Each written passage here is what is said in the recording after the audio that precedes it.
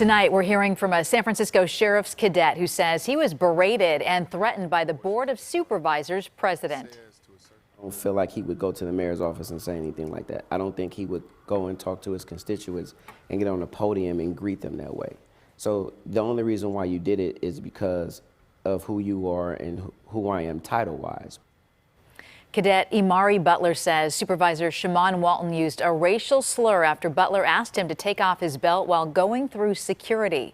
Good evening. I'm Julie Hayner. And I'm Mike Meback. Butler says the incident was embarrassing, and he wants the supervisor to set the record straight about what happened. New at 10, KTVU's Amber Lee live tonight outside City Hall where the alleged incident took place. Amber? Mike, the incident took place just beyond these doors here at City Hall. Now, the cadet tells me he wants the truth to be told, and he wants to clear his name. On this Thursday afternoon, the security checkpoint at San Francisco City Hall's Polk Street entrance was fairly quiet, but not on June 24th, according to Sheriff's Cadet Imari Butler.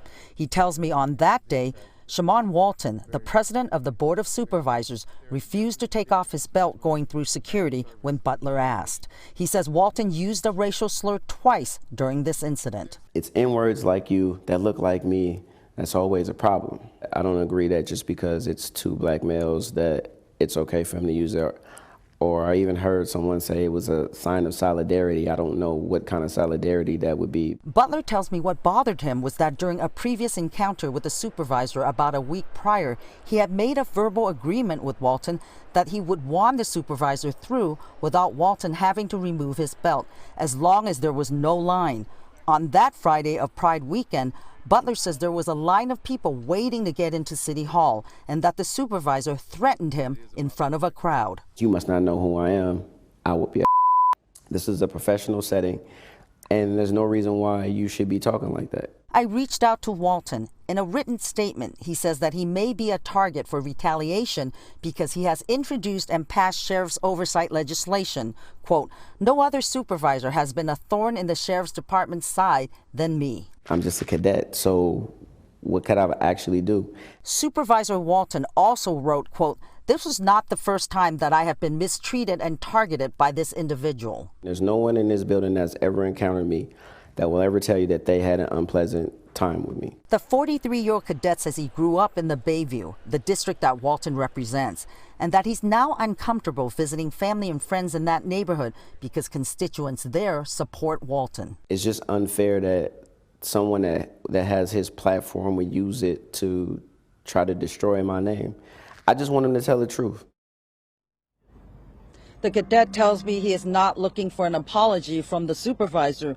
He wants Walton to tell his constituents the truth about what happened.